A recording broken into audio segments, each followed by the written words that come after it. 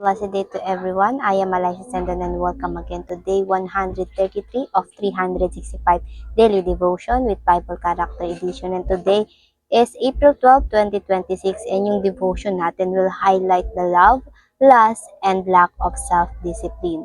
And this devotion is about the sons of David, si Absalom, Tamar, and Amnon. So this devotion, yung scripture natin ngayong araw ay patungkol dito sa 2 Samuel chapter 13 verse 1 to 2. And dito si Amnon, siya yung eldest son ni David. Sunod naman si Absalom, his half brother, and Tamar is full sister of Absalom. So half brother ni Amnon si Absalom. And in verse 1 to 2, in the course of time, Amnon, son of David, fell in love with Tamar, the beautiful sister of Absalom, son of David. Verse 2, Amnon became so obsessed with his sister Tamar and that he made himself ill. She was a virgin and it seems impossible for him to do anything to her. So dito sa scripture natin, si Amnon fell in love in his sister Tamar. Very in love, but with a lust. He can't do anything kasi nga kapatid niya rin ito. But he has a cousin, Jonadab. Very tuso siya. Ang nagsulsul siya kay Amnon na ano or paano gagawin para mapasa kanya yung sister nito, which is magsakit-sakitan at i-request kay David ang kanilang ama yung pag-aalaga ng kapatid na si Tamar, and doon niya ni-rape ang kapatid dahil nga pinagbigyan siya ng kanilang ama. And in verse 15, right after niya i-rape yung kapatid niyang si Tamar, ito yung sinabi, then Amnon hated her with intense hatred. Galit na galit siya dito. Kumbaga, dahil nga nairaos niya na yung lust na meron siya doon sa kapatid. In fact, he hated her more than he had loved her. Amnon said to her, get up and get out. After lahat na nangyari ay pinapaalis niya na ito, tinataboy niya. Pero ito kasi nagmamatigas si Tamar dahil nga kahihiyan yun, dapat siyang panagutan. Pero itong si Amnon, binaliwala ito, pinaalis siya at kinandado yung pinto.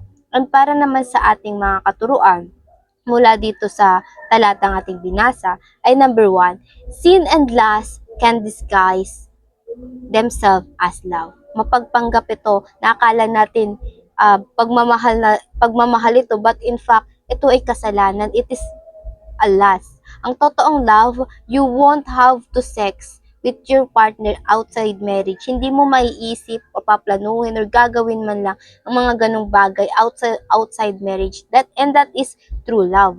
Love is not sexual desire only. It is pure love.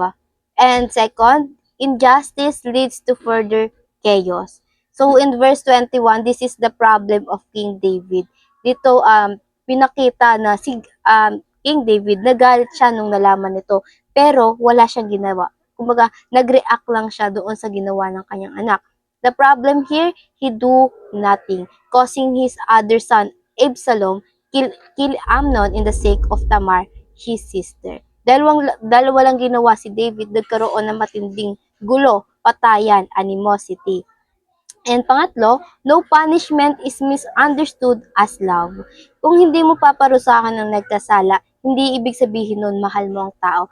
It is tolerating. Lack of punishment is never act of love. Ito yung dahilan ni King David base sa nakasulat sa Dead Sea Scroll. Kaya hindi niya pinarusahan itong si Amnon, but he would not punish his son Amnon because he loved him since he was his firstborn.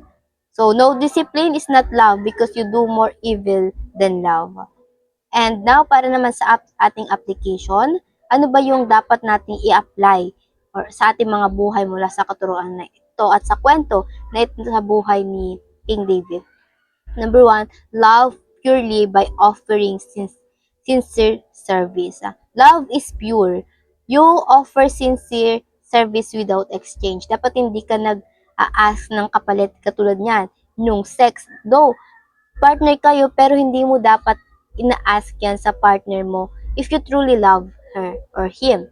lalo na if you are not yet married, because it is just a lust, satisfying your own desire, serving your own flesh, unlike in marriage. It is a service for their spouse. It is a service to one another. Hindi lang yung, kumbaga, desire kung mag-asawa kayo. Dahil ito yung act of service natin sa ating mga partner if we are in a marriage status. And pure love is more on selfless service. Selfless, hindi more on self. And pangalawa, love people by promoting justice. Ito yung mali ni King David. He loved his son, yes, but Tamar is his daughter as well. According to Torah, yung ginawa ni Amnon ay magkukos sa kanya ng kamatayan. Deserve niya yung death penalty. But si David bilang hari, hindi niya yun ginawa. He did nothing. Nag-react lang siya. That is tolerating, leading other to do more evil as thought that it is because you love them or because mahal niya yung anak niya. Pero anak niya rin naman si Tamar. And pangatlo, love your family by exercising discipline. Ang pagmamahal merong disiplina. You can show care for people by leading them in the right way. Kahit maging masakit man sa kanila, harapin yung consequences ng maling ginawa nila. Love with strict discipline, but with gentleness. Pwede tayong magmahal na may pagdidisiplina at kasabay nun, meron ding gentleness. Hindi tayo harsh sa ating mga kapwa, sa ating mga minamahal. And ang tunay na pagmamahal ay may halong pagdidisiplina dahil ang Diyos nating Ama ay ganun din sa atin. Minamahal niya tayo at the same time, dinidisiplina niya tayo sa ating mga maling gawain. And ayun lamang po for our teaching and application. Para naman sa ating reflection, how can we practically express genuine love, ang tunay na pagmamahal? And para naman sa ating, bago naman tayo magtapos sa ating devotion, let's have a short closing prayer. And let's pray, everybody. Our Father in heaven, we thank you and we glorify you sa araw-araw na pinagkaloob mo sa aming Panginoon upang kami ay matuto at sumunod sa inyong mga aral. Panginoon, papasalamat kami sa bawat kapatawarang binigay niyo sa aming Panginoon sa inyong pagmamahal sa amin. Panginoon, humihingi kami ng kapatawaran sa inyo, Panginoon, sa araw-araw din, Panginoon, na pagkakasala namin. Panginoon, help us to have a heart like you, Lord God, not selfless, and Panginoon, na tunay na nagmamahal sa aming mga kapwa. Heart that can teach to be disciplined, Lord God. And Lord, tulungan nyo kaming align and ayusin ang posture na aming mga puso na naka-align sa inyong kagustuhan, sa inyong will, Lord God, sa inyong character, Lord God. Lord, thank you for everything you have done to us, your blessing, your grace, Lord God, everything, Lord God. At Panginoon, ikaw nawa ang siyang palaging manguna sa aming mga gawain, Panginoon, sa aming mga desisyon sa buhay, Panginoon, gabayan mo kami.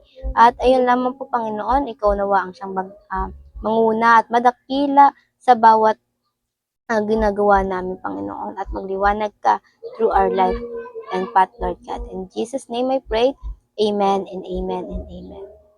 At ayun lang po, I hope marami tayong natutunan at patututunan pa. And I pray na sama-sama sana tayo lumago para sa Panginoon. See you again tomorrow for our devotion. Have a nice day ahead and God bless.